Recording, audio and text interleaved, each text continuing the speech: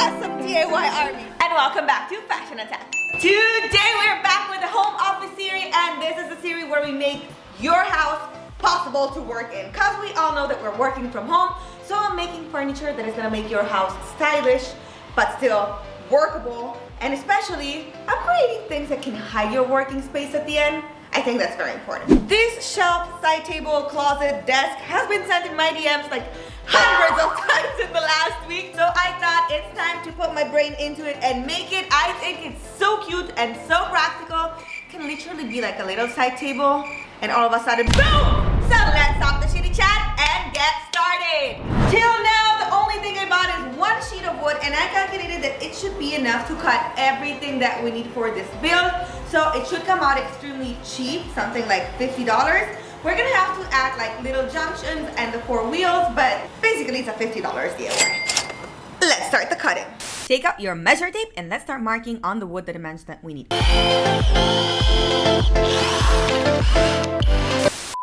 Now that we have all the pieces cut in, it's literally almost like doing an IKEA build. It's extremely simple. First thing we're gonna do is put the wheels on the bottom so that we're gonna have automatically the size and the distance that we want from the... This step is super duper simple. All you do is put the 4 wheels one in front of the other and then screw them inside with a little nail. That's it.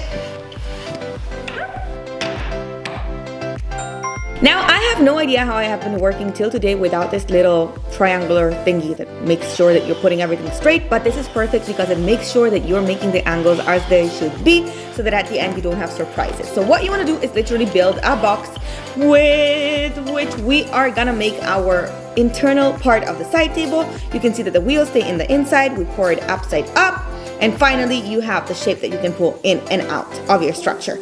Because we used the leveler and the triangular little thingy to make the angles, this was a super easy step. All I had to do was make the holes and screw it. We have the first part assembled. Wheels on the bottom. This is the front. This is the back. Let's go on. There's literally no better feeling than when my calculations work, and until now, it's all going up to plan. So, now we're doing the back box. So, now let's go ahead and thank my Patreon subscribers. Thank you so much for supporting this channel. Yes, if you subscribe, you're not only gonna have all the sketches of the projects that I built, but you also have shout outs in every single video, and your name is gonna be inside the creations that I make. Thank you guys, I love you so much. We are building a box again, but without the bottom part. Yes! Let's do one side at a time. I'm almost finished, and I totally realized that I forgot to do this. And this is the magic little trick that I use every time to make sure that the screws go all the way inside the wood and they become invisible. So we're gonna disassemble everything, make the holes with this, and then reassemble it.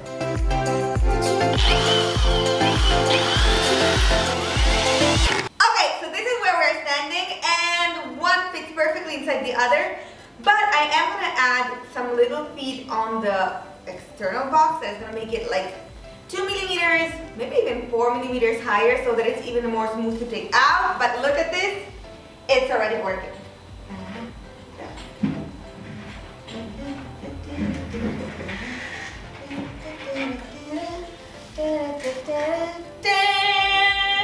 We have to put a handle over here, and now let's make the junction in between these 2 pieces. That is the one that is gonna give us the table. This is what we're using to make the magic happen.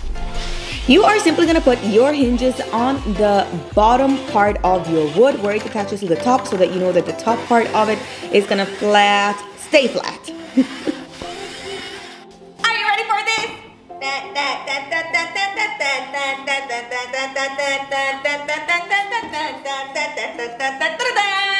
I think I just mixed 2 songs. Was that Batman? After we did the 2 marks on it, I had no idea how to be sure that the arch that I'm gonna make on the right and on the left side are gonna be identical.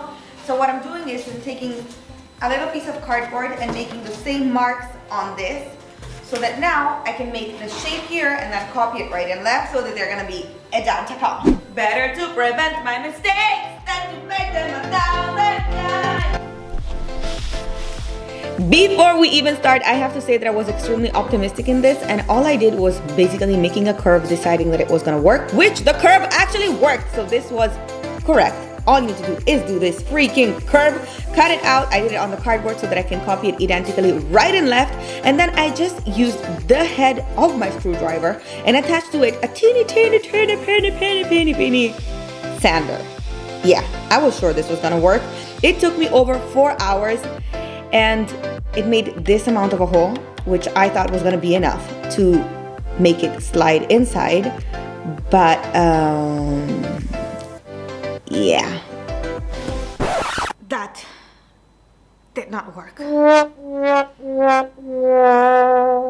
Okay, I did some research online, and what you can use to do that is buying a router, and it's actually not even so expensive, but I cannot find it in my area right now. The 2 stores that I went to do not have it, and if I order it online, I'm not gonna publish this in time. So you should still probably do it with a router so that this would become invisible. But in my case, I do not have any other option, so I will have to cut a real hole with a jigsaw. So we are gonna see the trail from outside, but you need to get going. So going back to topic, if you would have a router and your hole can be deep almost as much as your wood, you would have exactly the same shape that you're gonna see me having now with a jigsaw, but without seeing the cut on the outside of your table. So you would use exactly the same technique, but without seeing this sliding on the outside, so it would stay covered exactly like the original one. But in our case, because I couldn't find the router in time, my cut goes all the way to the outside. As you can see, it slides perfectly. This worked as a charm, but if you don't want to see the cut on the outside, get a router. Yay! Now that we finally know that this thingy works, all that's left to do is to put wood filler in all the nails that we put in before, covering here that somehow I scratched the wood. And after that, we're gonna let it dry and paint it. Wood filler! This is like my step now that I learned how to use this every single time. We cover this, and in this way, after when we go and paint it all, you are not gonna see any nail, any screw, any nothing. It's gonna look as one single piece. Once it's dry, you can finally sand it and paint all over it, and the result is gonna be amazing. I also added a super fancy schmancy little handle on the front. Another video is done, and I actually love this piece so much. I feel that it could be like a super cute side table, and then all of a sudden, boom, you have your office at home. It's gonna save so much space, and it's gonna be so comfortable for so many people. I actually think I'm gonna make this as a present for one of my friends who lives in a studio apartment. I can't wait to bring it to her.